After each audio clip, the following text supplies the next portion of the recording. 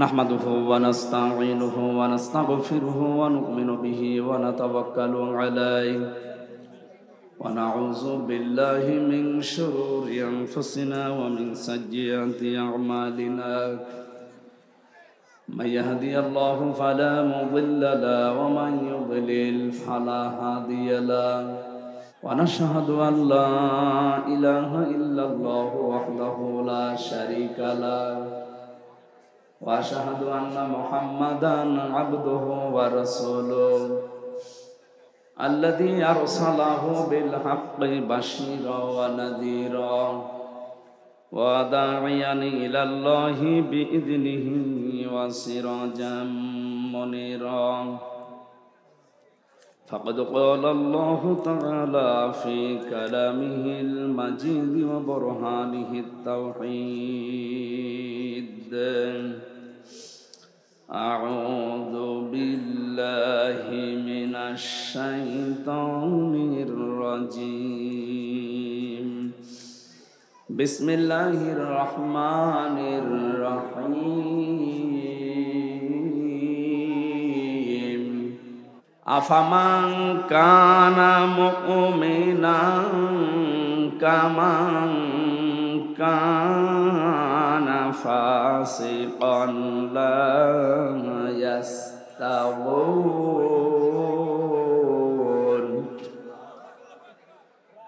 أما الذين آمنوا وعملوا الصالحات فلهم جنات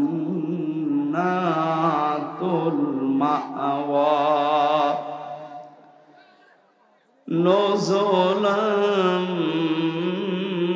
بما كانوا يعملون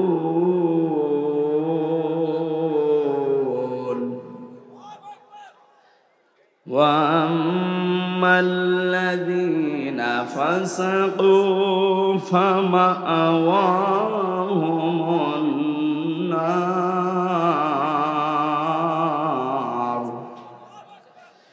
كلما أرادوا أن يخرجوا منها أعيدوا فيها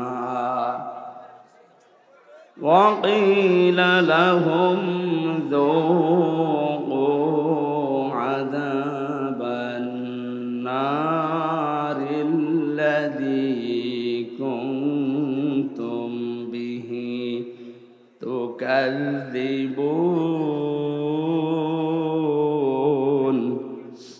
صدقت يا ربنا হাজীগঞ্জ থানার অন্তর্গত অলিপুরবাসী ও যুব সমাজের উদ্যোগে তাফসীরুল কোরআন মাহফিলের এতক্ষণ যারা আলোচনা রাখলেন মাওলানা হোসেন মাহফুজ চুয়াডাঙ্গা। বিশেষ আকর্ষণ আন্তর্জাতিক অঙ্গনের সাড়া জাগানো ইসলামী সঙ্গীত শিল্পী মিডিয়া ব্যক্তিত্ব আমাদের খুলনা বিভাগের কৃতি সন্তান কবির বিন সামাদ, ঠিকানা টিভি যশোর, দামাত বারকাতুহুমুল আলিয়া।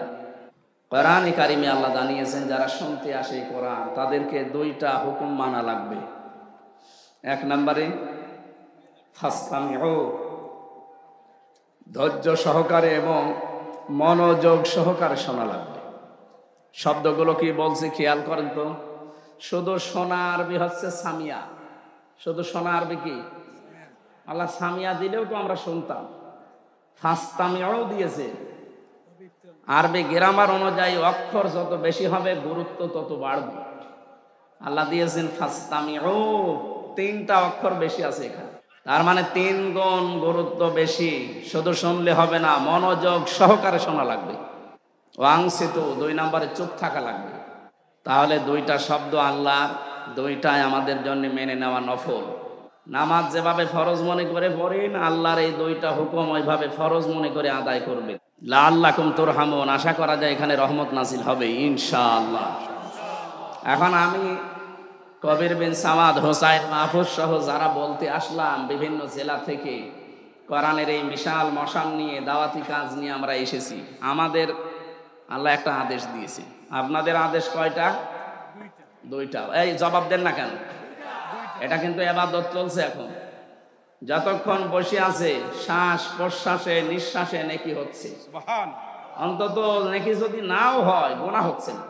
2 নম্বরে আমরা যারা বলতে আসলাম, আমাদের হাতে আল্লাহ কিন্তু হেদায়েতের একেবারে চাবিকাঠি দিয়ে দেয়নি। আসলাম আর আপনাদের দিয়ে দিলাম, এরকম দিয়েছে না। রব্বুল আলামিন বলেন, ইন্নামা আনতা মুযাক্কির লাস্তা আলাইহিম বিমুসাইতির। হে নবী, আপনি তো একজন উপদেশক, খালি উপদেশ দিয়ে যান। আপনাকে আমি দারোগা পুলিশ করে পাঠাইনি যে পিটিয়ে মানুষ হেদায়েত করা লাগবে। কুলিল হাক্কু মির রাব্বিকুম ফামান শাআ ফালিয়ুমিন ওয়া মান শাআ ফালিয়াকফুর। হক কথাগুলো তুলে ধরবেন, যার ইচ্ছা হয় সে মেনে নেবে, যার ইচ্ছা হয় সে কুফরি করবে। ইন্না আ'তাদনা লিয-যালিমিনা নারা। আমি আল্লাহ অবশ্যই জালেম যারা তাদের জন্য আগুন তৈরি করে রেখেছি। বলেন নাউজুবিল্লাহ। তাহলে আমাদের কাজ হচ্ছে উপদেশ দেওয়া, হিসাব আমাদের কাছে আপনাকে দেওয়া লাগবে না। ফাইন্নামা আলাইকাল বালাগ ওয়া আলাইনাল হিসাব। সূরা রদের 40 নম্বর আয়াতের শেষের দিকে আছে যে আপনার কাজ পৌঁছিয়ে দেওয়া আর আমি আল্লাহর কাজ হিসাব নেওয়া। সুতরাং হিসাব দেওয়াই লাগবে। আমি শেষ কথা আসার সময় শুনছিলাম, অমিনহা নুখরিজুকুম তারাতান উখরা। ওঠা লাগবে আবার কার কাছে? কি ইয়ার কি করার জন্য উঠবেন নাকি হিসাব দেওয়ার জন্য? বলেন তো কিসের জন্য? হিসাব দেওয়ার জন্য ওঠা লাগবে। এই জন্য আমাদের যেহেতু ওঠা লাগবে হিসাব দেওয়ার জন্যে, আর দায়িত্ব এটা আল্লাহ, আমাদের দ্বারা এটা সম্ভব না। দুনিয়া তৈরি হওয়ার পর থেকে আজকের এই দিন পর্যন্ত, এখান থেকে কিয়ামত পর্যন্ত কোটি কোটি মানুষ আসবে, এদের হিসাব ইন্নাল্লাহা সারিউল হিসাব। আল্লাহ বলেন একেবারে দ্রুতভাবে আমি হিসাব নিয়ে নেব। এ পৃথিবীর বিচার ব্যবস্থার সাথে মিলবে না। আমাদের এই পৃথিবীতে বিচার হয় সাক্ষীর উপরে ভিত্তি করি। এই কথা বলেন না কেন? ইউরাফুল মুজরিমুনা বিসিমাহুম ফায়ুখাযু বিন নাওয়াসি ওয়াল আকদাম ফাবিআইয়ি আলাই রাব্বিকুমা তুকাদ্দিবান।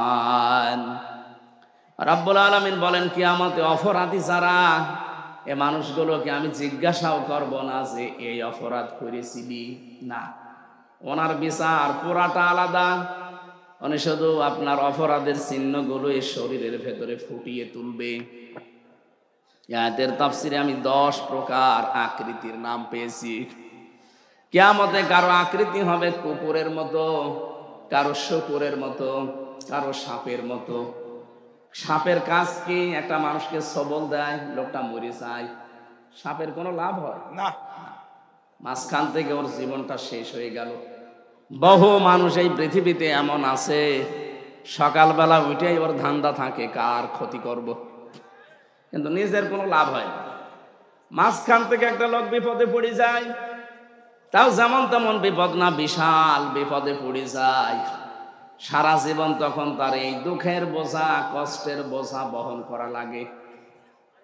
মাঝখান থেকে যেই লোকটার কারণে বিপদে পড়লো, ওর কিন্তু সেরকম কোনো লাভ হয়নি। লাভ হয়েছে দুনিয়ার হয়তো কিছু, ঘরে ঘুমিয়ে আছি কিছুই জানি না, চোখ খুলে দেখছি হাসতে। কি গো, তুই গাছ কেটেছিস কখন? স্বপ্নে। এটা চলছিল না 11 বছর 15 বছর? এইটা চলছে। আমি নিজে তো ভিকটিম, আমি দেখেছি, কিচ্ছু জানি না। বাড়ি থেকে নিয়ে গেল, পরের দিন পেপারে দেখছে যে কুষ্টিয়ার মজমপুর থেকে আমরা নিয়ে এসেছি। পুরাটা বানোয়াট, মিথ্যা। এই যে মিথ্যা দিয়ে আরম্ভ হয়েছিল, পুরা 3টা বছর মিথ্যার উপরেই ছিল।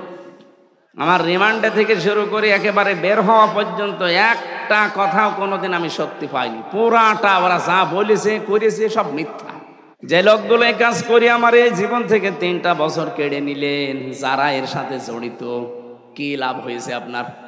কিছু টাকা পেয়েছেন হয়তো, এছাড়া তো আমার এই কষ্ট দেওয়া ছাড়া কোনো লাভ আপনার হয়নি। সে টাকাও তো এখন আর ভোগ করতে পারেন না। 10 টাকা উপায় করলে এখন 20 টাকার ক্ষতি হয়ে যাচ্ছে। এই কথা বলেন না কেন? আমার মামলার আয়ু থেকে শুরু করে একেবারে টপ টু বটন যে কয়টা আমি চিনি, এই গত পরশুদিন একজনের খোঁজ পেলাম নাকি ক্যান্সার হয়েছে রক্তের ভেতরে। কি হবে এই লোকটার এখন? আমার বাবার কাছ থেকে প্রথমেই নিয়েছে 10 লাখ, বলেছে 50টা মামলা দেব, নয়তো টাকা দেন তাড়াতাড়ি। তো গ্রাম্য মানুষ তো ভয়েই দিয়ে দিয়েছে। এইভাবে এই 3টা বছর বিভিন্ন কায়দা কৌশল করে করে টাকা নিয়েছিল। সব মিলে 2 গ্রুপের কাছ থেকে আমার বাবা আর আকিস গ্রুপ মিলে আমার মনে হয় 50 লাখের উপরে খেয়েছে তারা। কি করলেন? এখন যদি রক্তের ভেতরে মানুষের 5 প্রকার ক্যান্সার হয়, ওনার তো 1 প্রকার ধরা পড়েছে। ও যা নিয়েছিলেন এখন তো 14 বংশ বিক্রি করে ঔষধের পয়সা হবে না। কি কথা বোঝেন আমার? এই জন্য অবৈধ ইনকাম যারা করে, চর্ম চোখে দেখতে মনে হয় টাকা পয়সা মাল পানি ভালোই আসতেছে, কিন্তু না, একদিক থেকে যদি আসে 10 দিকে যাওয়ার রাস্তা খুলে যায়। যারা এই যে সুদ খান, টাকা ছেড়ে রাখে, টাকা আসে নাকি এলাকায় সব নেই? হ্যাঁ, এখানে যারা এই কাজে আছেন, আপনি মায়ের সাথে জেনা করছেন, হ্যাঁ, আপনি যাই নাউজুবিল্লাহ বলেন আর আলহামদুলিল্লাহ বলেন, আপনি এই কাজে আছেন। এর 33টা গোনা হয় সুদ খেলে। নিম্ন গোনা মায়ের সাথে জেনা করা, আর উপরের গোনা আল্লাহ রসুলের সাথে যুদ্ধ করা। উপরেরটা যদি নাও করেন, অন্তত নিচেরটা তো করছেন। যারা টাকা ছেড়ে রেখেছেন, 1000 টাকা দিলে মাসে মাসে আরো 200 টাকা বেশি দেয়। যারা এ কাজ করছেন, এটা ছেড়ে দেওয়া লাগবে ভাই, নাই তো আপনার নামাজ, রোজা, হজ, যাকাত যাই করছেন, দান সাদগা, এসব মাঠে মারা যাচ্ছে। সুতরাং এইগুলো থেকে বেশি বাঁচিয়ে রাখা লাগবে না, যে নামাজ যেন অন্তত বেঁচে থাকে, আমার রোজাটা যেন অন্তত হয়, এজন্য সুদ ছেড়ে দেওয়া লাগবে। যারা যারা এগুলো করছেন ছেড়ে দেবেন। হাত তোলেন তো, কারা ছাড়বেন?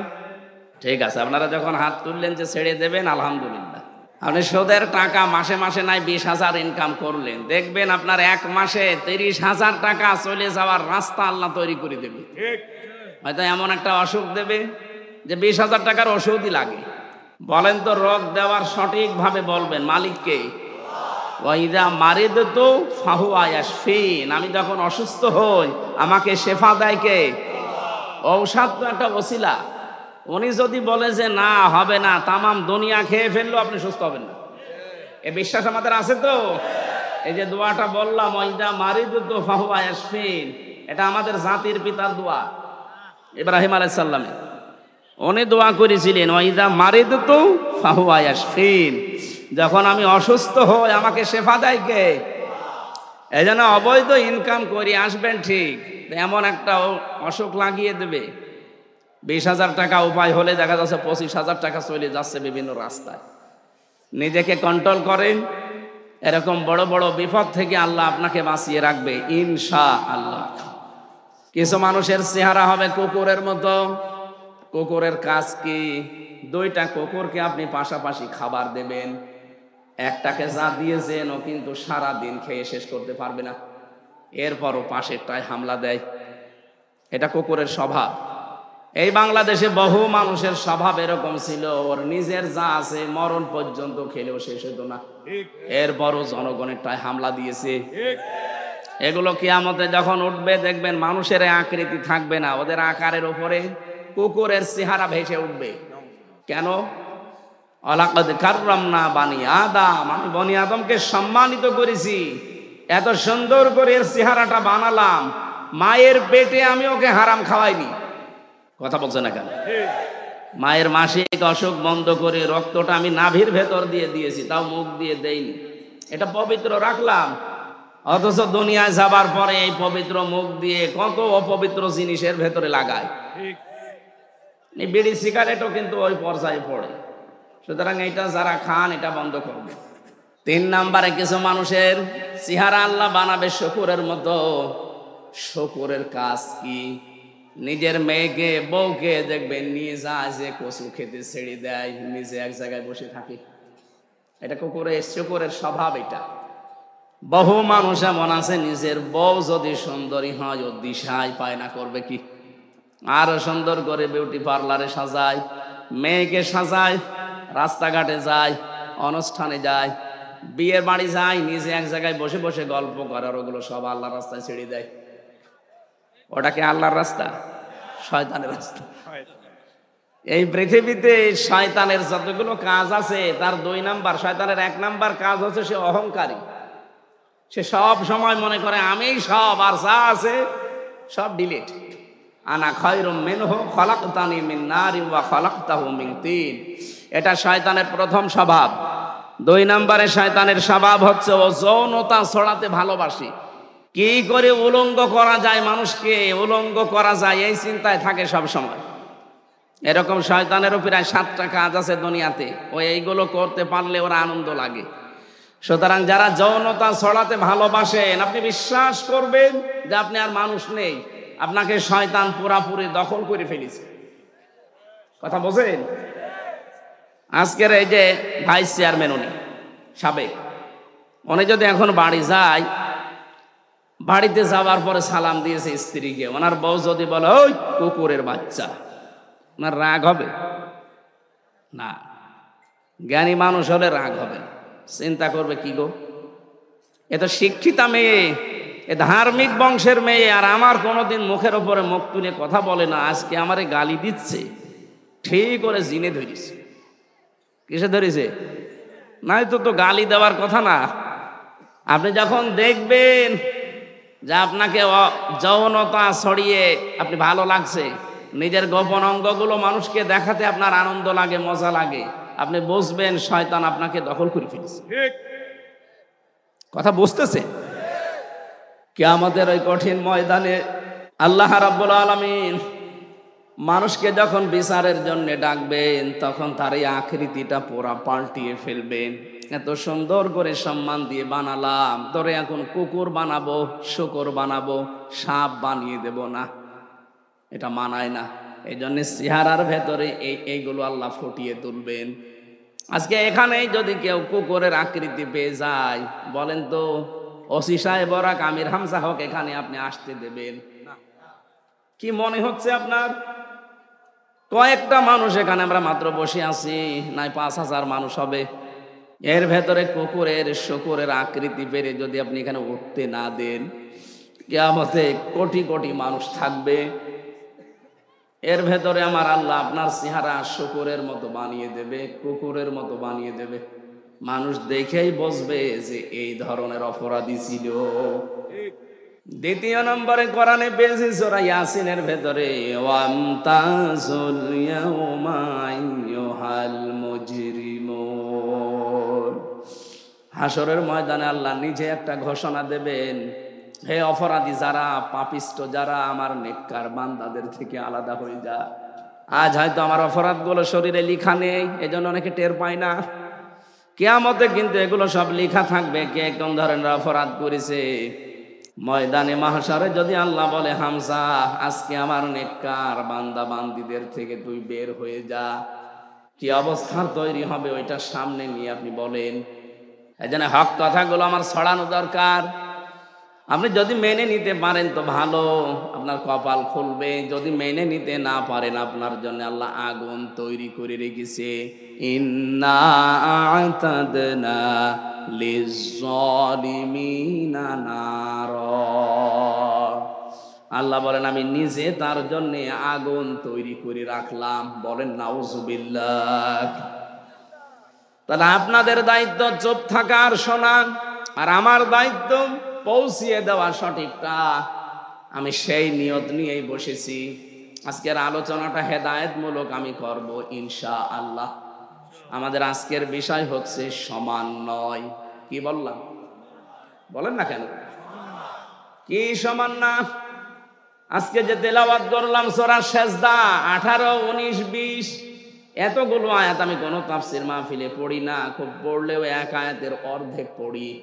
আজকে পুরা 3 আয়াত পড়েছি, সময় পেয়েছি, এই জন্যে থাকবে তো ইনশাআল্লাহ। হ্যাঁ, আমরা তাফসীর আকারে কথা বলবো।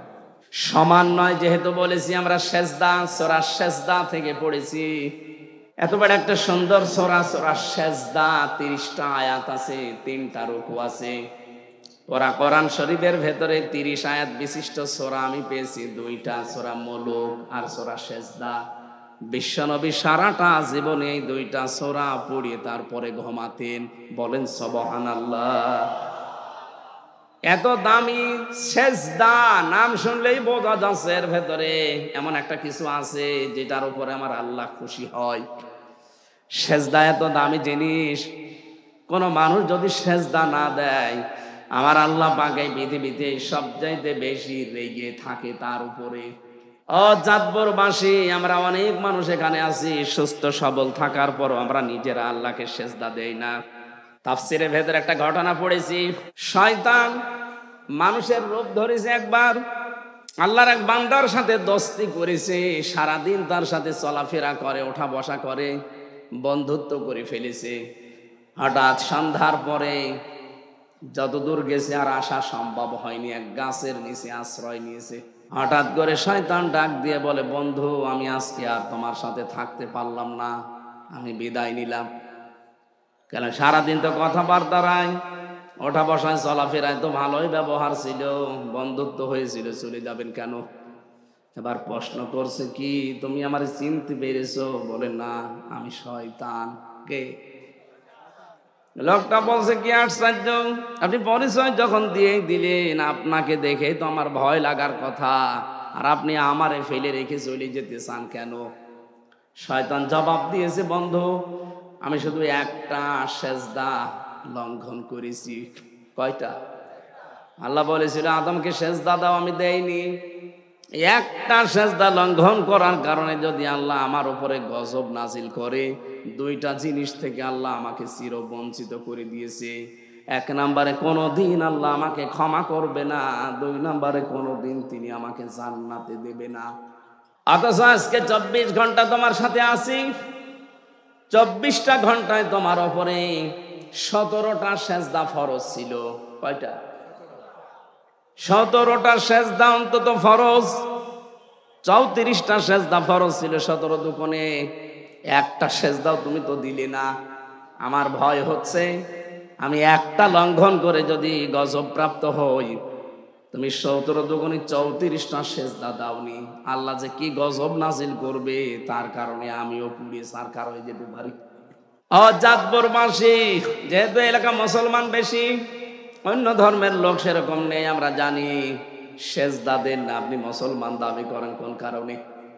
নবীজি জানিয়েছেন একজন অমুসলিম আর মুসলমানের ভেতরে পার্থক্য প্রথমে এইটা, যে মুসলমান সেজদা দেবে, অমুসলিমরা সেজদা দেয় না।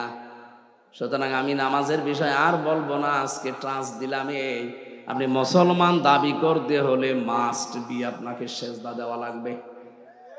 কি?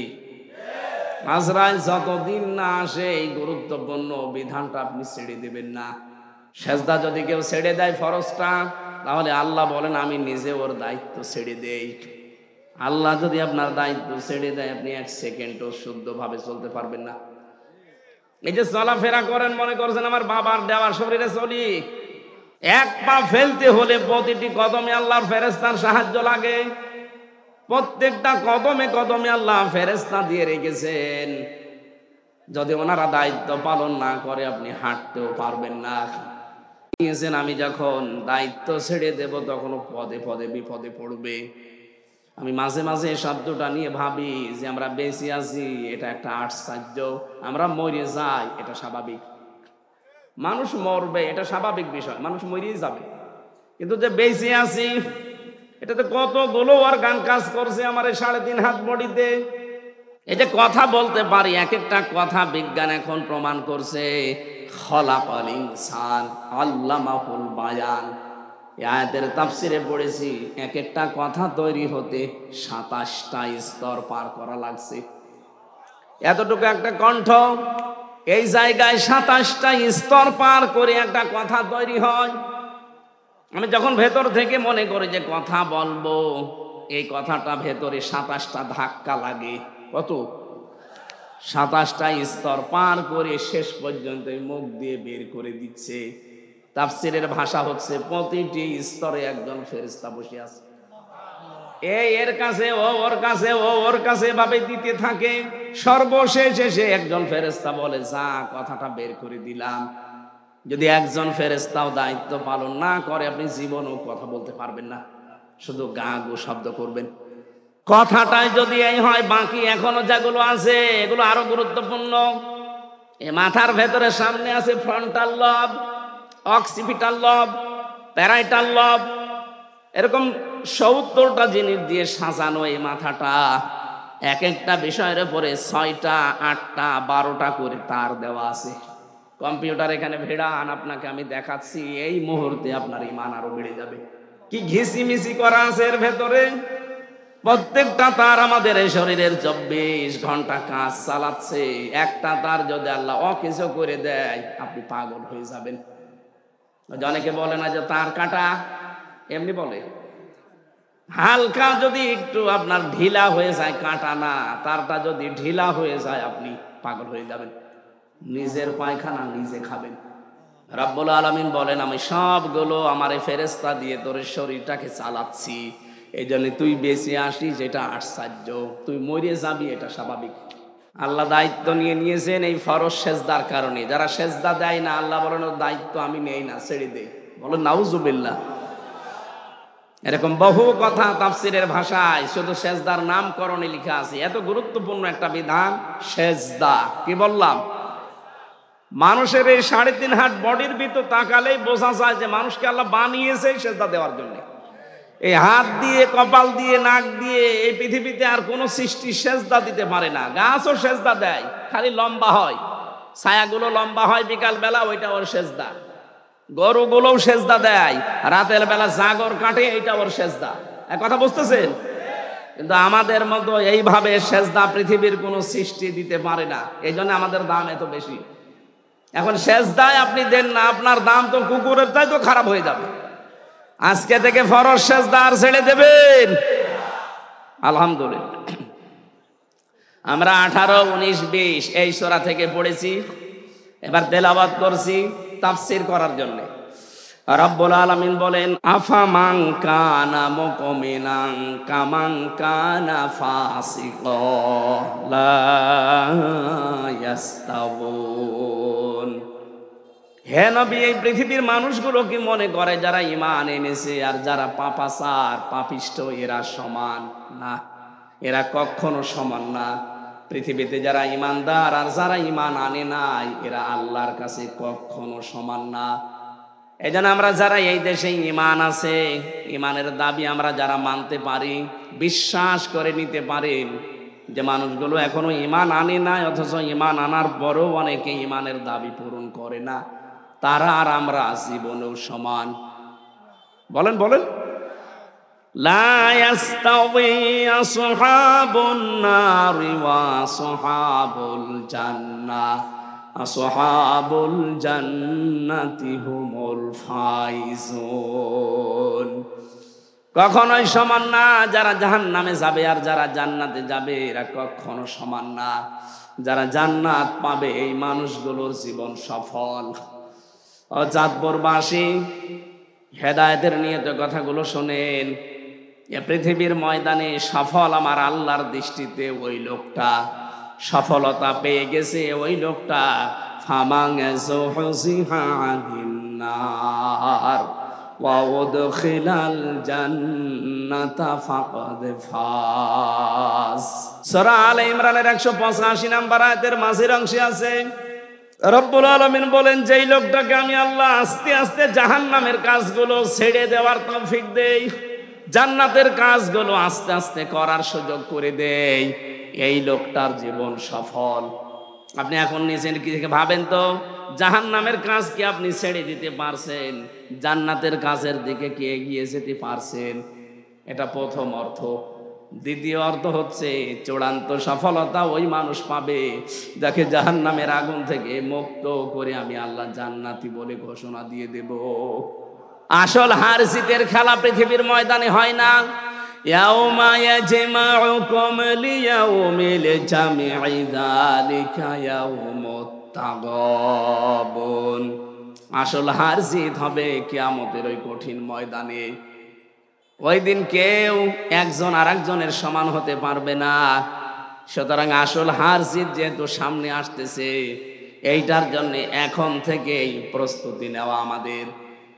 যারা ফাসেক ফুজ্জার, যারা গুনাহগার, যারা ঈমানদার, যারা মুমিন, আপনি এদের কাজকর্ম, কথাবার্তার, অ্যাক্টিভিটিস এদের বিশ্বাস কোনোটা এক সমান পাবেন না, পুরাটা দেখবেন এদের সব দুই রাস্তায়।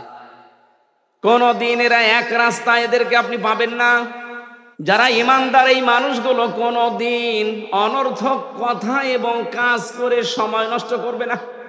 ওয়াল্লাযীনা হুম আনিল লাগবি মুরিদুন, সফল কাম মুমিন যারা, তারা কখনো অনর্থক কথা কাজে এরা সময় নষ্ট করে না। অনর্থক কথার কাজ কি? যেই কথা বলতে গেলে চিন্তা করা লাগে যে কথার দ্বারা দুনিয়া আখিরাতে কোনো উপকার আছে, যদি দেখেন না, সঙ্গে সঙ্গে সেখানে থেমে যাওয়া লাগবে।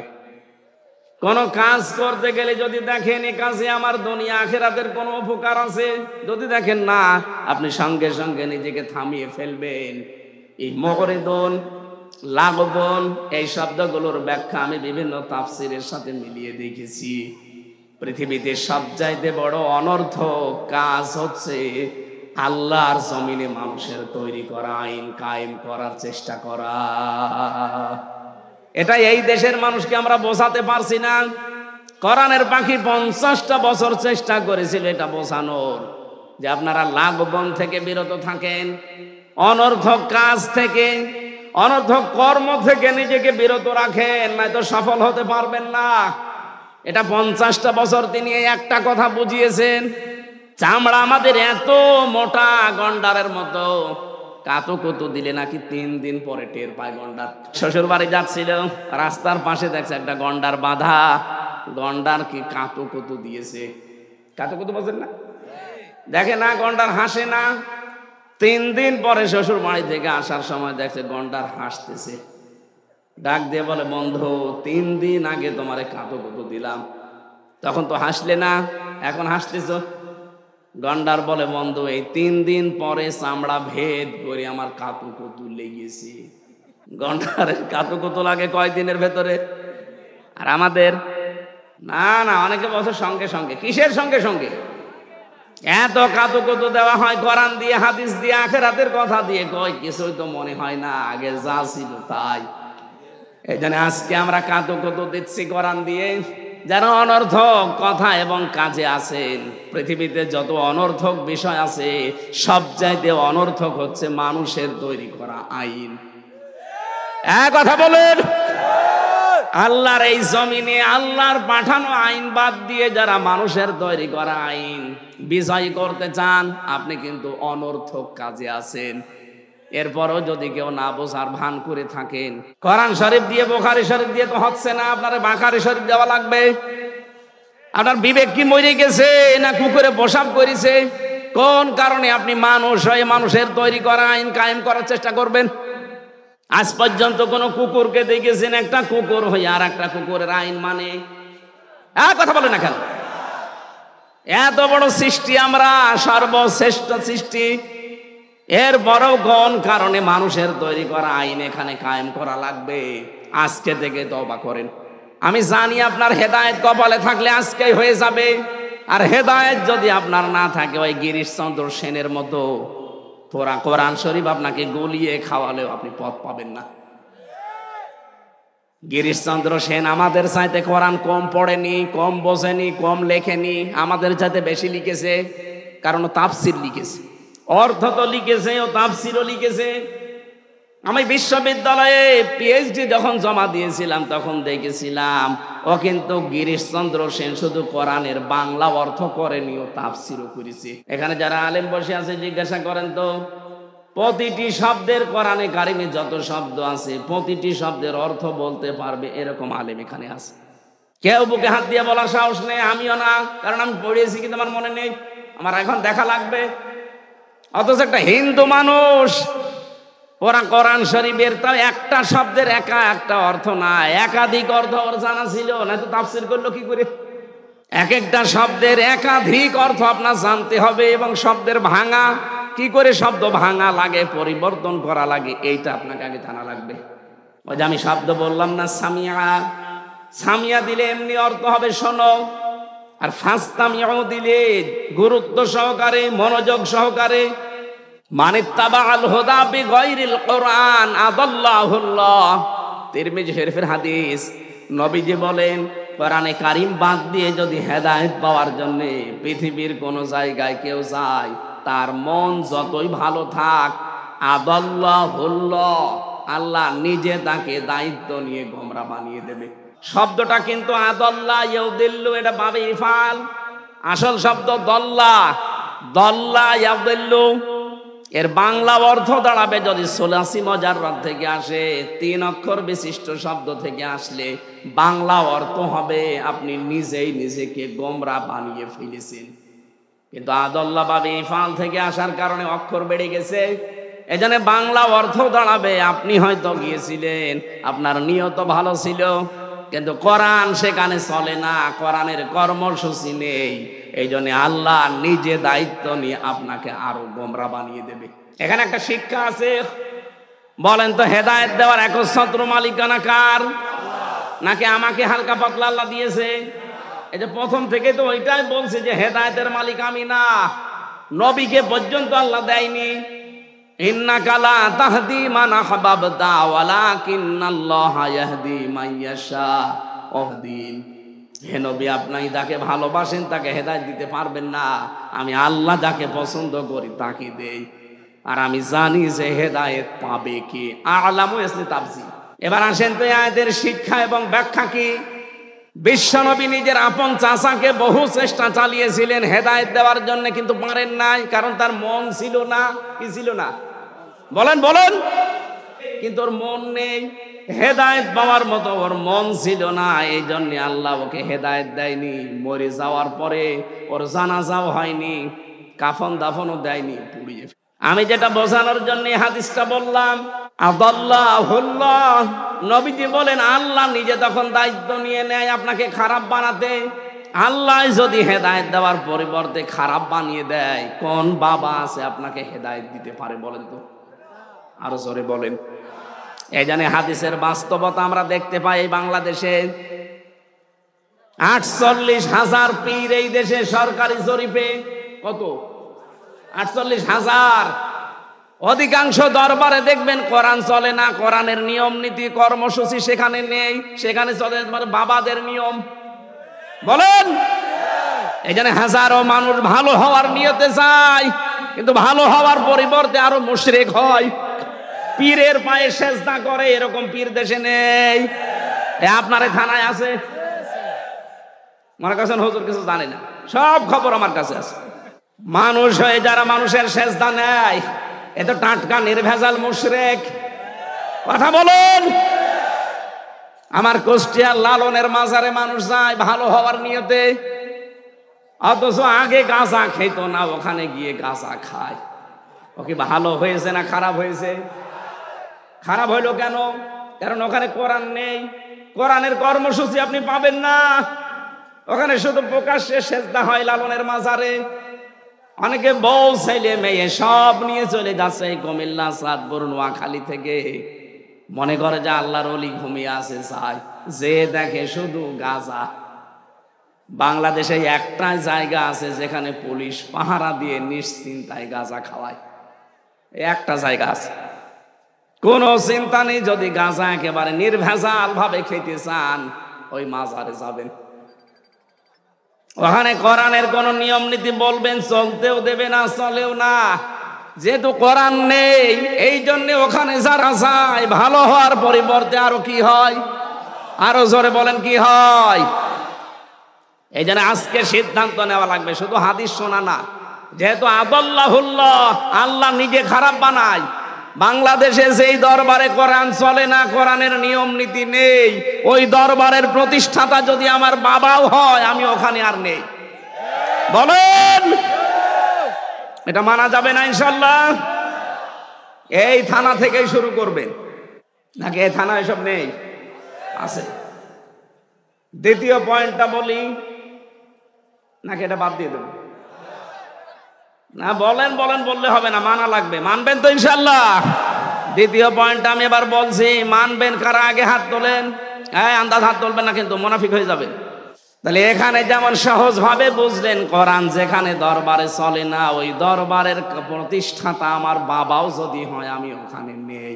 আমি থাকলে আমাকে খারাপ বানিয়ে দেবে কে? বাংলাদেশে 48টা নিবন্ধিত রাজনৈতিক দল আছে, আর নিবন্ধন এখনো পাইনি, এগুলো মিলাই প্রায় 73টা।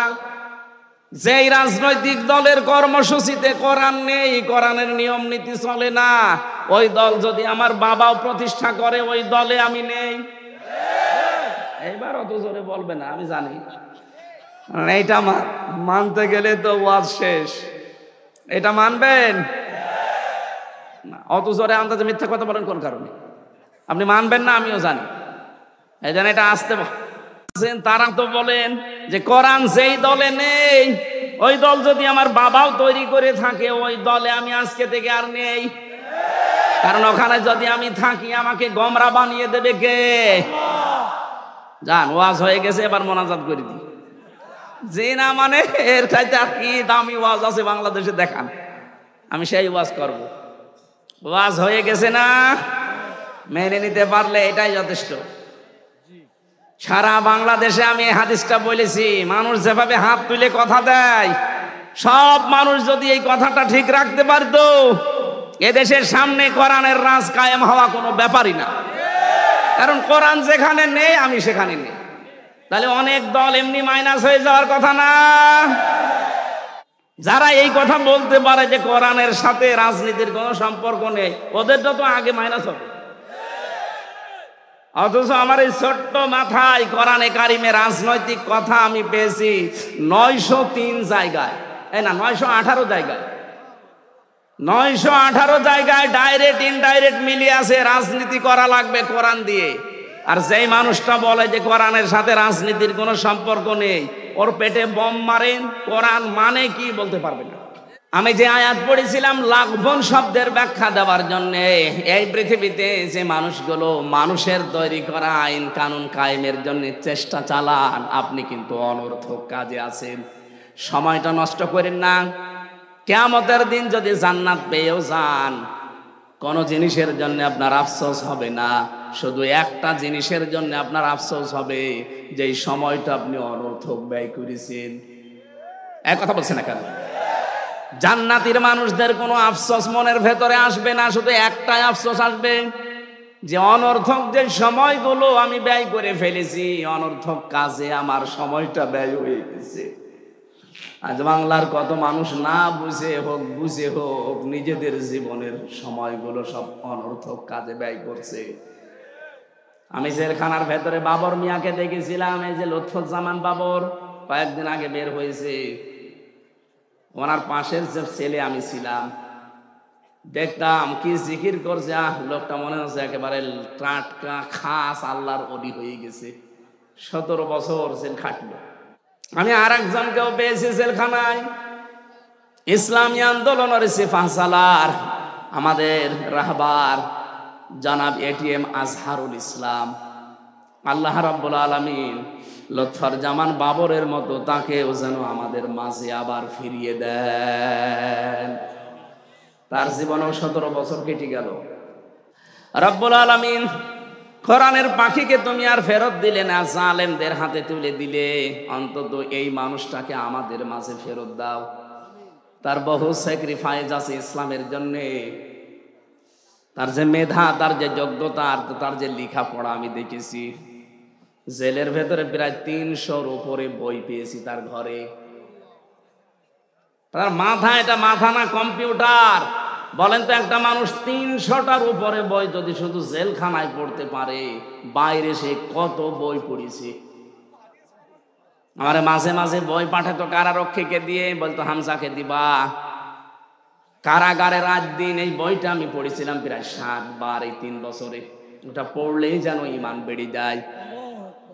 উনি আমাকে পাঠিয়েছিল প্রোডাক্টিভ মুসলিম, এটা পারিবারিক জীবন নিয়ে শুরু করা। এমন সুন্দর বই, পৃথিবীতে যত বই আমি পড়েছি, তাফসিরের ভেতরে তাফহিমুল কোরআন 1 নম্বরে, আর সাধারণ জেনারেল বইয়ের ভেতরে এই প্রোডাক্টিভ মুসলিম 1 নম্বরে। আপনারা থাকলে কিনে পড়বে। পারিবারিক জীবন থেকে শুরু করা, পরিবর্তন হয়ে যাবে ইনশাআল্লাহ। আমার ভাইরা, আমি আবার স্মরণ করাচ্ছি, যারা অনর্থক কাজে আছেন, কর্মে আছেন, এখনই আপনি নিজেকে থামান, নয়তো আফসোস যখন শুরু হবে চোখ বন্ধ হওয়ার পরে, কোনোদিন কিন্তু এই আফসোস আর শেষ হবে না। আজকে বারবার বলছি তো, অনেকের মন খারাপ হচ্ছে যে ছাতা বলে কি। আরে ভাই, আপনি এখন বাঁকা পথে চলছেন, আমি দেখতে পাচ্ছি। যতই বাঁকা হয়ে মরেন না কেন, কোন জায়গায় যদি পড়ে মরে যান বাঁকা হয়ে, ফেরেশতারা কিন্তু বাঁকা হয়ে আপনাকে নেবে না। আমরা আপনাকে সোজা করে চকলেটের মতো মুড়িয়ে কবরে দেব। আপনি বাঁকা হয়ে মরে দেখেন, বাঁকা হয়ে কবরে দেওয়া হবে, সোজা করে দেওয়া হবে। এই জন্য এখনই সোজা হন। অনেকে এখনই বাঁকা পথ আরম্ভ করে ফেলেছেন। কত বাঁকা পথে মানুষ হাঁটতেছে আগস্টের 5 তারিখের পর থেকে। চাঁদাবাজি করা সোজা পথ না বাঁকা পথ? এক কথা বলছেন না কেন? এটা যারা করছেন তারা থামবেন। এখন যদি বলেন হুজুর আপনি আমারে বললেন, আমি আপনার নাম বলেছি, ঠাকুর ঘরে কে রে? আপনি এরকম করেন কেন? নিজেকে সংশোধন করতে পারেন না? আমার কোন দায় পড়েছে? আপনি জাহান্নামে গেলে আমার কোনো লস আছে? আপনি জান্নাতে গেলে আমার কোনো লাভ আছে? আমার লাভ লস একটা আছে, আমি যদি সঠিকটা তুলে না ধরি, কিয়ামতের দিন মামলায় বিচারে যখন শুরু হবে তখন আমি ধরা খেয়ে যেতে পারি। তখন এই লাখ বোনের ব্যাখ্যা আল্লাহ যখন জিজ্ঞাসা করবে, তখন আপনি আমার দিকে তাকিয়ে বলবেন এই যে হামজা গিয়েছিল আমাকে বলেনি। পৃথিবীতে যত লাখ বোন আছে, অনর্থক কাজ আছে, আমি তো বললাম 1 নম্বরে এইটা মানুষের তৈরি করা আইন, এটা লাখ বোনের ব্যাখ্যায় পেয়েছি। আপনি ইবনে কাসির খোলেন, যত তাফসীর আমি পড়েছি, লাখ বোনের ব্যাখ্যায় মানুষের তৈরি করা আইন কানুন এগুলো সব লাখ বোন, অনর্থক কাজ। এটার জন্য আপনি সময় ব্যয় করেন, এটার জন্য আপনি শ্রম দেন, এটার জন্য আপনি দল করেন, এইটার জন্য আপনি আন্দোলন করেন। অথচ বিপরীত যেটা সেইটার জন্য আমরা করি, আর আপনি আমাদেরকে ধর্ম ব্যবসায়ী বলেন। এক কথা বলেন না কেন? সূরা নিসা ৭৬ নম্বর আয়াত খুলবেন, 5 নম্বর পারা 9 নম্বর পৃষ্ঠা, 1ম নম্বর লাইনে আছে আল্লাযীনা আমানু ইউকাতিলুনা ফি সাবিলিল্লাহ ওয়াল্লাযীনা কাফারু ইউকাতিলুনা ফি সাবিলিত তাগুত ফাকাতিলু আউলিয়াশ শাইতান ইন্না কাইদাশ শাইতানি কানা দাঈফা। বলেন আল্লাহু আকবার। এই দুনিয়ায় যারা ঈমানের দাবি করবে, তারা লড়াই সংগ্রাম করবে, তারা যুদ্ধ জিহাদ করবে, কিন্তু রাস্তাটা হবে আল্লাহর। আর যারা কাফের, ওরাও লড়াই সংগ্রাম করবে, ওরাও যুদ্ধ জিহাদ করবে, কিন্তু রাস্তা হবে তাগুতের, শয়তানের। আল্লাহ এতটুকু শেষ করে দেননি, ফাকাতিলু, তোমরা সংগ্রাম চালিয়ে যাও, লড়াই চালিয়ে যাও। ফাকাতিলু একজন না, বহু বচন এটা। ফাকাতিলু আউলিয়া শয়তান, যারা শয়তানের অনুচর আছে, শয়তানের যারা অনুসারী আছে তাদের বিরুদ্ধে। এ কথা কার? আরো জোরে বলেন। সুতরাং আপনার রাস্তা আর আমার রাস্তা জীবনও সমান না। আপনি শয়তানের রাস্তায় আছেন আর আমি আল্লাহর রাস্তায়। কারোর ভেতরে যদি এইটা থাকে যে ক্ষমতায় বসে শান্তি পাবো, শান্তি করব না, তার পেছনে থাকা জায়েজ নেই। আপনার উদ্দেশ্য থাকা লাগবে আল্লাহর এই আইনটা কি করে এখানে দাঁড় করানো যায়, কায়েম করা যায়। কারণ এইটাই নবীদের উদ্দেশ্য ছিল। ওয়াল্লাযী আরসালা রাসূলাহু বিল হুদা ওয়া দীনিল হক লিইয়ুযহিরাহু। এখানে যারা তাফসীর বসে জিজ্ঞাসা করবেন এজহার মানে, এখানে এজহার মানে শুধুমাত্র প্রকাশ করা না, স্পষ্ট করা না। এজহার মানে বিজয় করা। সুতরাং নবীদেরকে আল্লাহ পাঠিয়েছিলেন এই জমিনে তার দিনকে বিজয় করার জন্য। আমরা তো নবীর পথে আছি, আমরা চাই এই দিনকে, এই জমিনের উপরে ৪৫০০ ধর্ম চলছে। কত? সারা দুনিয়ায় এখন ৪৫০০ ধর্ম চলছে। সব কিছুর উপরে আমরা আল্লাহর ইসলামকে, এই কোরআনকে আমরা বিজয় করতে চাই। এটা যদি কারো কাছে ধর্ম ব্যবসা মনে হয়, হ্যাঁ এটা আমার ধর্ম ব্যবসা, এই কথা বলেন না কেন? এটা যদি মনে হয় যে এটা আপনি ধর্ম ব্যবসা করছেন, হ্যাঁ এটাই আমার ব্যবসা, আমি এইটাকে বিজয় করবো, সে যে কোনো মূল্যে হোক। আলা দ্বীনি কুল্লিহি, যত ধর্ম আছে সবার উপরে, এটা আমার জীবনের শেষ টার্গেট। ওয়ালাউ কারিহাল মুশরিকুন ওয়ালাউ কারিহাল কাফিরুন। যদিও কাফের মুশরিকদের কাছে এটা অপছন্দনীয়, খারাপ লাগে। আরে ভাই, কাফেরের নাই খারাপ লাগতে পারে দিন কায়েমের কথা বললে। আপনি তো মুসলমান দাবি করেন, আপনার খারাপ লাগে কেন? তার মানে আপনিও কি মুশরিক? এই কথা বলেন না কেন? আপনি কি মুশরিক? আশা করছে ভুল বুঝবেন না। এই পৃথিবীতে আমাদের সব কিছু ব্যয় করার জন্য অলরেডি আমরা কিন্তু যদি শপথ নিয়েছি ওই দিনই আল্লাহকে দিয়ে দিয়েছি। আমাদের প্রথমেই পড়া ইন্না সলাতি ওয়া নুসুকি ওয়া মাহইয়ায়া ওয়া মামাতি লিল্লাহি রাব্বিল আলামিন। হে নবী, আপনি বলুন আমার নামাজ, আমার কুরবানি, আমার বেঁচে থাকা, আমার মরে যাওয়া, আমি সব আল্লাহকে দিয়ে দিয়েছি। তা আমি তো অলরেডি এটা দিয়ে দিয়েছি। এখন আপনি আমার কাছে আর কিছু পাবেন না, দিয়ে দিয়েছি। আমার মন মতো আপনি আর নামাজ পড়তে পারবেন না। নামাজ আমি পড়বো এখন আল্লাহর হুকুম মতো। নামাজ পড়াও যেমন ইবাদত, নামাজ ছেড়ে দেওয়াও ইবাদত। নামাজ ছেড়ে দেওয়া ইবাদত না? হ্যাঁ, না মানে সূর্য যখন আপনি মাথার উপরে, সূর্য যখন উঠতেছে, সূর্য যখন ডুবতেছে, নামাজ পড়তে পারবেন? তাহলে নামাজ ওই সময় ছেড়ে দেওয়া কি? নামাজ পড়াও ইবাদত, নামাজ না পড়াও ইবাদত। এই জন্য ইন্না সলাতি, আমার যা নামাজ পড়া, নামাজ হোক, নামাজ বাদ দেওয়া হোক, আমি আল্লাহকে দিয়ে দিয়েছি। নুসুকি, নুসুক মানে, নুসুকের অর্থ তিনটা হয়। এক নম্বরে নুসুক মানে কুরবানি, দুই নম্বরে নুসুক মানে হজের ক্রিয়াকলাপ, তিন নম্বরে নুসুক মানে ইবাদত বন্দেগী। এই তিনটা অর্থই আছে তাফসিরে। তার মানে আমার কুরবানি, আমার ত্যাগ তিতিক্ষা, আমার রক্ত প্রবাহ করা, যা করব আমি সব আল্লাহকে অলরেডি দিয়ে দিয়েছি। আমি যে বেঁচে আছি, আমি যে মরে গেছি, সব আমি আল্লাহর জন্য দিয়ে দিলাম। এই অবস্থায় যদি আমি মরণের বিছানায় আছাড় খেয়ে পড়তে পারি, রাব্বুল আলামিন বলেন আল্লাযীনা তাতাওয়াফাহুমুল মালাইকাতু তাইয়্যিবিনা ইয়াকুলুনা সালামুন আলাইকুম উদখুলুল জান্নাতা বিমা কুনতুম তা'মালুন। এভাবে সব আমি আল্লাহর জন্য নির্ধারিত করে দিয়ে, নিবেদিত করে দিয়ে যদি মরণের বিছানায় আছাড় খেয়ে পড়ি, আপনার মতো আমি পড়বো না, কারণ আমার সব পবিত্র করে আমি পড়েছি। রাব্বুল আলামিন এবার একটা দুইটা না, হাজার হাজার ফেরেশতা পাঠিয়ে বলবে তাজ্জিবিনা, পবিত্রকরণ হয়েছে তোমার জীবনের। এখানে পবিত্রকরণ শব্দের ব্যাখ্যায় আমি পড়েছি শুধুমাত্র এই পোশাক আশাক আর শরীর পবিত্র না, চিন্তার পবিত্রতা, আমলের পবিত্রতা, বিশ্বাসের পবিত্রতা, খাবারের পবিত্রতা, কর্মজীবনের পবিত্রতা, সব আমি পবিত্র করে এরপরে আছাড় খেয়ে পড়লাম।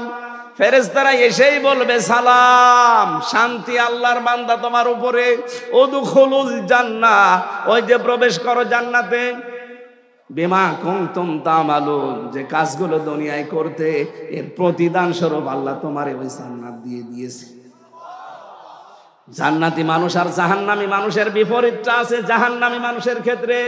আল্লাযীনা তাতাওয়াফাহুমুল মালাইকাতু যালিমি আনফুসিহিম ফালকাবুস সালামা মা কুন্না না'মালু মিন সু বালা ইন্নাল্লাহা আলিমুম বিমা কুনতুম তা'মালুন। যারা জাহান্নামী মানুষ এরাও পড়বে, যারা জালেম বিছানায় পড়ে যাবে, যেমন মরণের বিছানায় আছাড় খেয়ে পড়বে। ফেরেশতারা বলবে কি ব্যাপার, কি খবর, এখন তোমার এই মন্দ কাজগুলোর মজা এখন সামনে তুমি পাবে।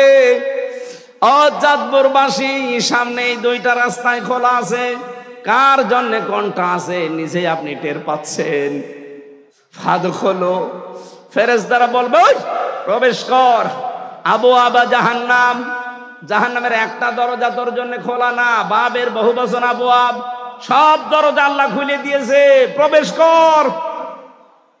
ফাদখুলু আবওয়াবা জাহান্নামা, কয়দিন থাকবি? খালিদিনা ফিহা, চিরদিন থাকবি এখানে।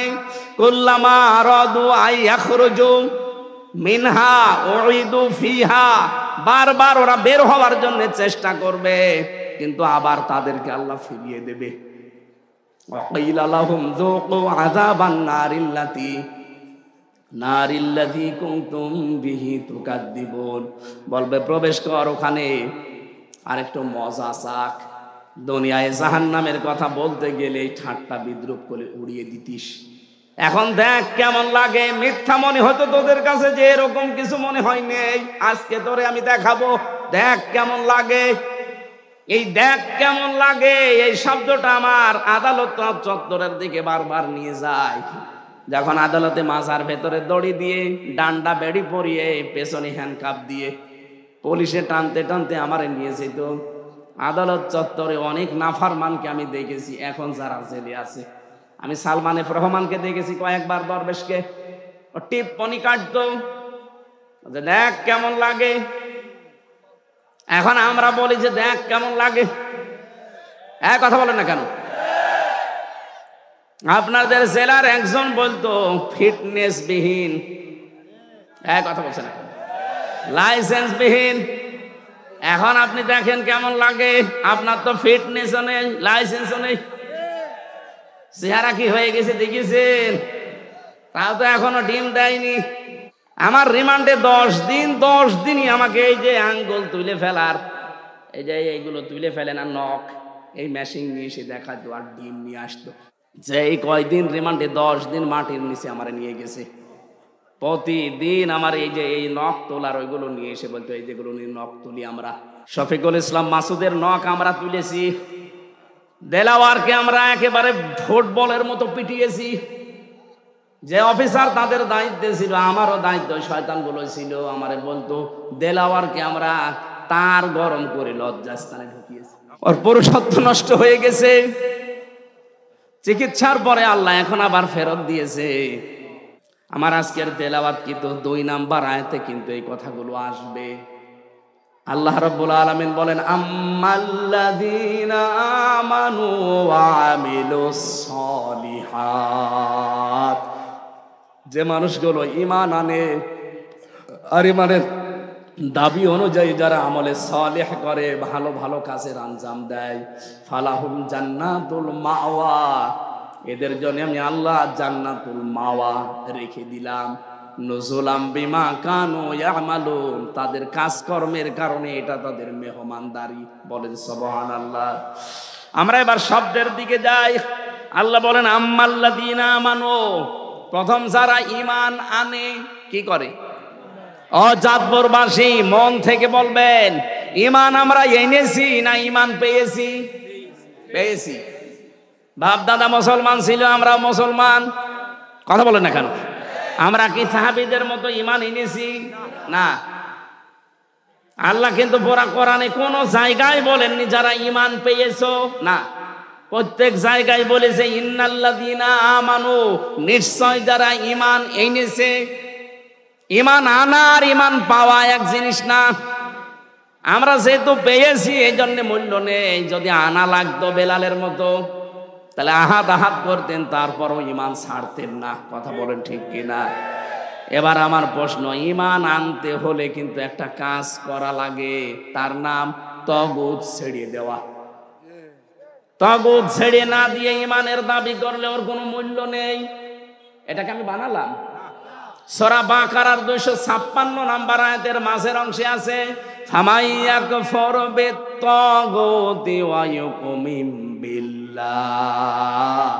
ফাকাদ ইসতামসাকা বিল উরওয়াতিল ওয়াসকা লা ইনফিসামা লাহা ওয়াল্লাহু সামিউন আলীম। রাব্বুল আলামিন বলেন কেউ যদি ঈমান আনতে চায় তার প্রথম কাজ হবে সে যেন তাগুত ছেড়ে দেয়। তাহলে সে একটা মজবুত রশি ধারণ করবে যা কখনো ছিঁড়ে যাবে না। এই বাংলাদেশের দিকে তাকান, যারা ঈমান এনেছে কিন্তু তাগুত ছেড়ে দেয়নি, তাদের ঈমানের কোনো মূল্য আজ নেই। বাইতুল মুকাররমের ইমাম তাগুত ছেড়ে না দিয়ে ঈমান এনেছিল, বাতাস পাল্টিয়েছে, সেও পাল্টিয়ে গেছে। কথা বলুন।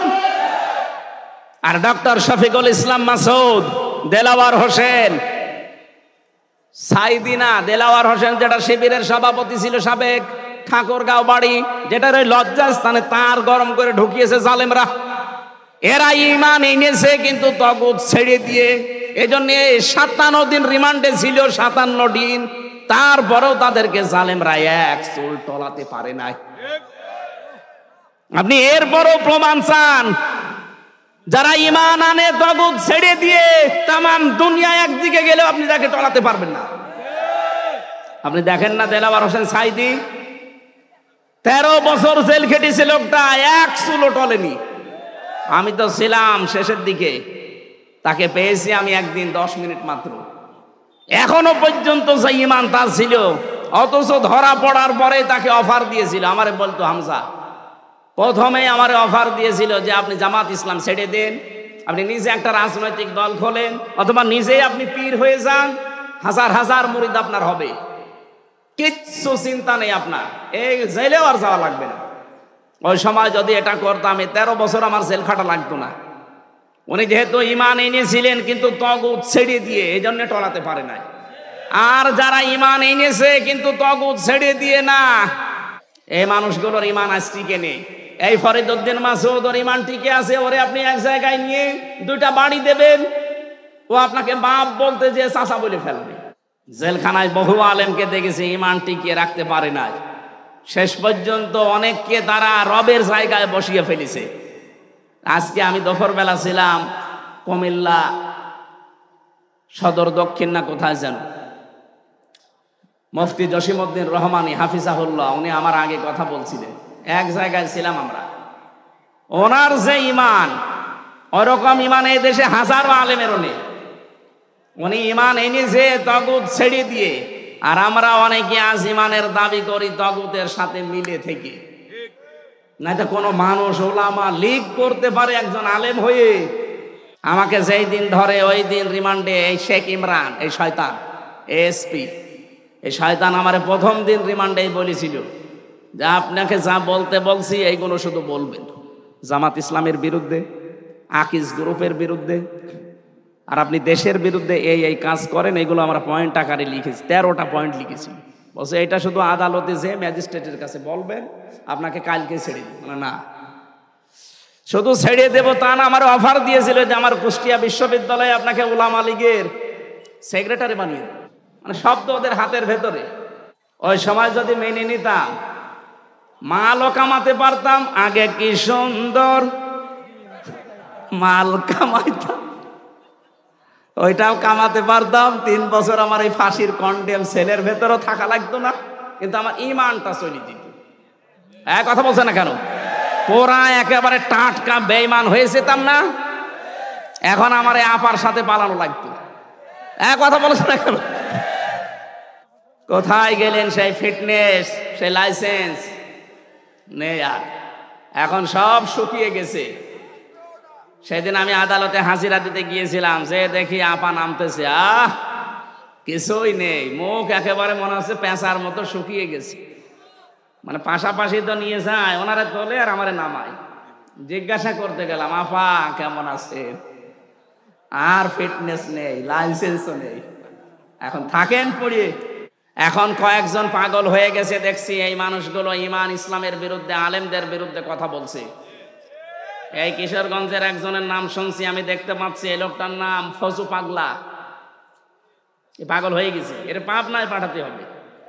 96% মুসলমানের দেশে এই লোকটা যা আরম্ভ করেছে আলেমদের বিরুদ্ধে, এই দেশটাতে আবার আগুন লাগাবেন নাকি আপনি? কয়েকদিন আগে শুরু করেছিল হারুন আঙ্কেল। এই হারুন আঙ্কেল মানে ওইটা না, ওই আর একটা আছে চাঁপাইনবাবগঞ্জের, ওইটাও হারুন আঙ্কেল। ওইটা আর ওনার বউ 2 জন মিলে আরম্ভ করেছিল। আমার মনে হয় শয়তান এদেরকে মাঝে মাঝে নাড়া দেয়। কথা বলছে না কেন?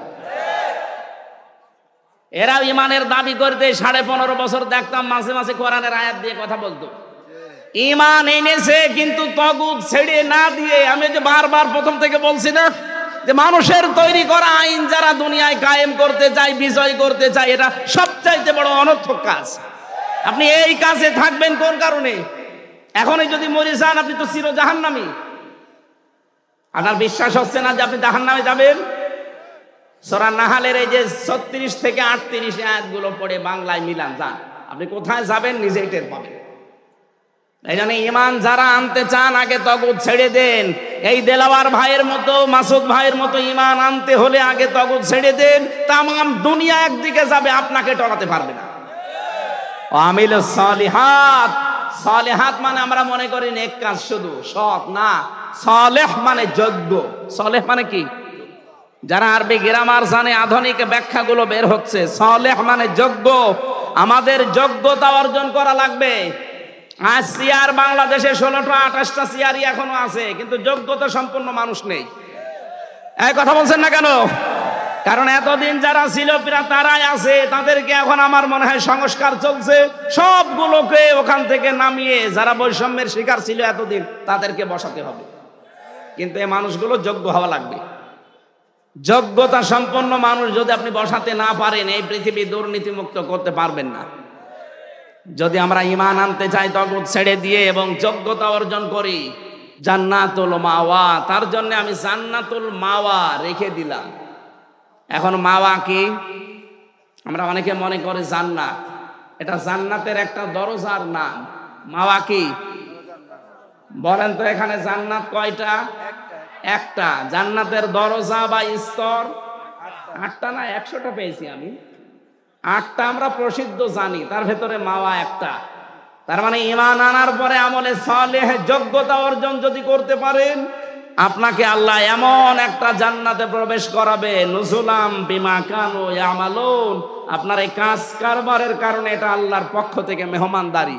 এজন্য জান্নাতি মানুষের কাজ আর জাহান্নামী মানুষের কাজ। ও আম্মাল্লাযীনা ফাসাকু ফামাওয়াহুমুন নার, যে মানুষগুলো ফাসেক পাপাচার, তাদের জন্য আল্লাহ আগুন বানিয়ে রেখেছেন। বলেন নাউজুবিল্লাহ। আমরা অনেকে এই দেশে মনে করি যে যা করি করি, কালেমা তো পড়েছি, জান্নাতে একদিন যাব। আরে ভাই, জান্নাতে আপনি যাবেন, কোনো অসুবিধা নেই, কিন্তু কালেমা তো টিকিয়ে রাখবেন নাকি? কালেমা যদি আপনার টিকে না থাকে, আমি 10টা পয়েন্ট তাফসীর থেকে লিখেছি, একটু দেখেন তো আপনার কালেমা ঠিক আছে কিনা। কোন মানুষ যদি কালেমা টিকিয়ে রাখতে চান, অবশ্যই এই 10টা কাজ আপনার জীবনে থাকলে আপনার কালেমা থাকবে না। মনে করবেন কালেমা কখন নষ্ট হয়ে গেছে। অজু করলে অজু যদি ভেঙে যায়, অজু ভাঙে না? কয়টা কারণে? বলেন বলেন। ঈমান এনে রেখেছেন লা ইলাহা ইল্লাল্লাহু মুহাম্মাদুর রাসূলুল্লাহ পড়ে, কিন্তু ঈমানও যে ভেঙে যায় আপনি তো জানেন না। এই 10টা কারণে ঈমান ভেঙে যায়।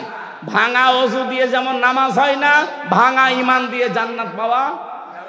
1 নম্বরে যারা শিরিক করেন, এর দলিল আছে সূরা জুমারের 65 নম্বর আয়াতে। আমি দলিলগুলো লম্বা করতে পারছি না। 2 নম্বরে যারা কুফরি করবে, কুফরি মানে গোপন করে রাখা, আল্লাহর বিধান জানার পরে দুনিয়ার কোনো স্বার্থ পেয়ে যারা গোপন করে রাখেন তারা কাফের। 3 নম্বরে যারা নেফাক, সব ধর্মকে যারা সমান মনে করেন। এই ফজু পাগলা কালকে এই বক্তব্য দিয়েছে, যেটা আমার বাংলাদেশ সব কিছু এই দেশে সমান, ইসলামও যা, ওই সনাতন ধর্মটা। সনাতন ধর্ম বলতে উনি বুঝিয়েছেন হিন্দু ধর্ম না ভাই। সনাতন মানে পুরাতন। সনাতন মানে কি? এই পৃথিবীতে পুরাতন ধর্ম কোনটা? এই জন্য সনাতন ধর্ম কিন্তু ইসলাম ধর্ম, হিন্দু ধর্ম না। ওটা তো নতুন ধর্ম। সনাতন মানে কি?